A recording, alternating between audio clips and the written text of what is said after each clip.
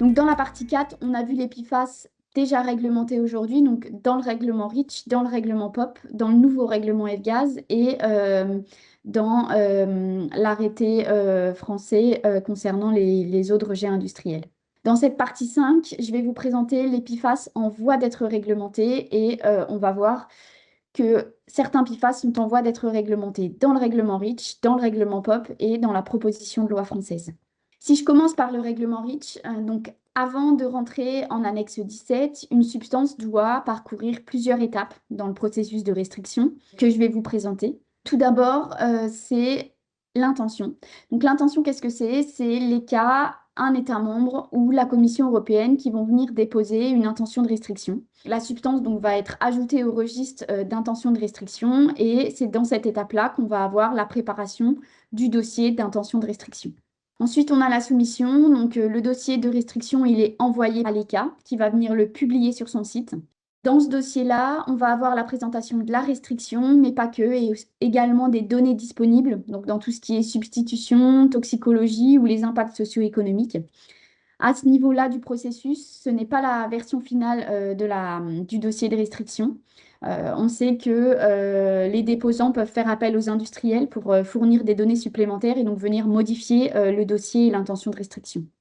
Après la publication du dossier, une consultation publique s'ouvre pour une durée de 6 mois. Tout organisme, tout citoyen peuvent participer à la consultation publique, donc industriels, ONG, particuliers, ministères.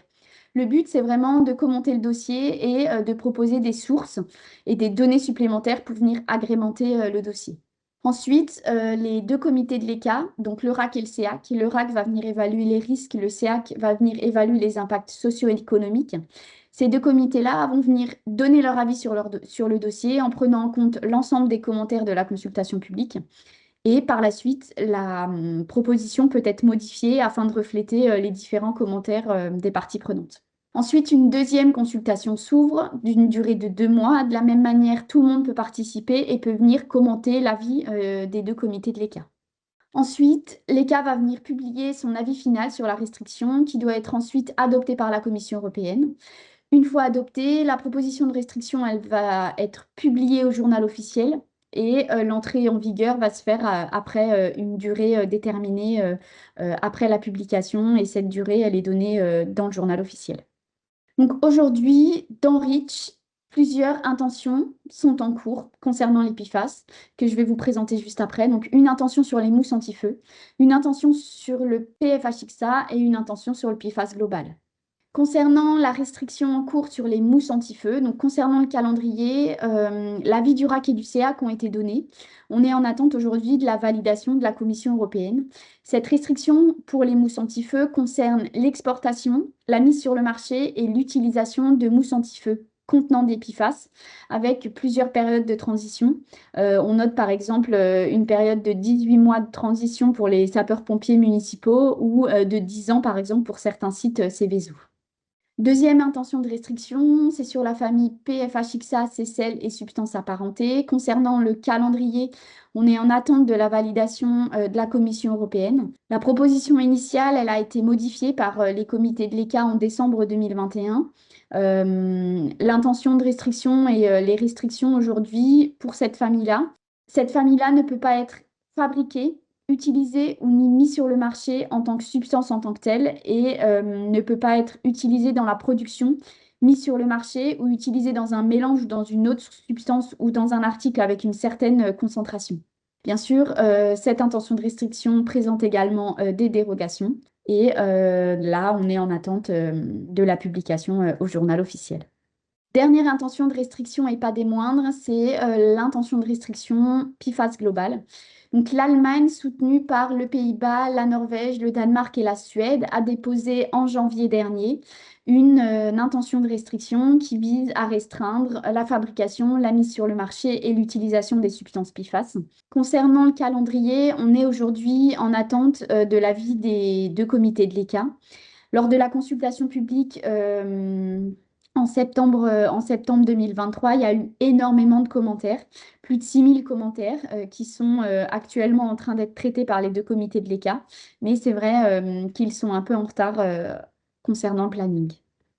Concernant la définition de dans l'intention de restriction, la définition utilisée des PFAS, c'est la définition utilisée par l'OCDE, mais avec des exclusions. Donc, vous pouvez noter plusieurs cas de PFAS qui sont exclus de l'intention de restriction, notamment le cas 1 et le cas 2. Avec les encadrés en bleu, vous pouvez retrouver l'ensemble des molécules qui sont exclues l'ensemble des molécules PFAS qui sont exclues de l'intention de restriction et de la définition de l'intention de restriction. Concernant la nature des restrictions proposées, l'option de restriction favorisée par les déposants est la suivante. Donc, c'est une interdiction, donc fabrication, utilisation et mise sur le marché dans les articles, mélanges ou en tant que tels, avec une période de transition de 18 mois et certaines dérogations générales de 5 ans ou de 12 ans, avec certaines spécifications propres aux fluoropolymères. Plusieurs conditions pour les dérogations sont notées dans l'intention de restriction, notamment pour les importateurs et fabricants qui doivent donner de nombreuses informations à l'ECA, notamment de l'utilisation concernée par la dérogation ou même de l'identité ou de la quantité de la substance placée sur le marché, pardon, et des autres conditions nécessaires pour les utilisateurs en aval de fluoropolymères qui souhaitent une dérogation propre. Plusieurs exclusions également dans cette intention de restriction. Les substances qui sont concernées par d'autres réglementations, donc qui sont listées là, sont exclues de l'intention de restriction. Donc on retrouve par exemple les substances dans le règlement biocide ou les substances dans le règlement sur les produits phytopharmaceutiques. Dernière actualité concernant cette intention de restriction date de 2024, d'avril 2024. L'autorité allemande a demandé aux 5 autorités nationales d'intégrer les données de la consultation publique dans leur proposition de restriction. Et donc, actuellement, les 5 États membres sont en train de modifier la proposition initiale. Concernant le calendrier, donc on est en attente, je vous l'ai dit juste avant, des avis du RAC et du SEAC, donc l'avis des 2 comités.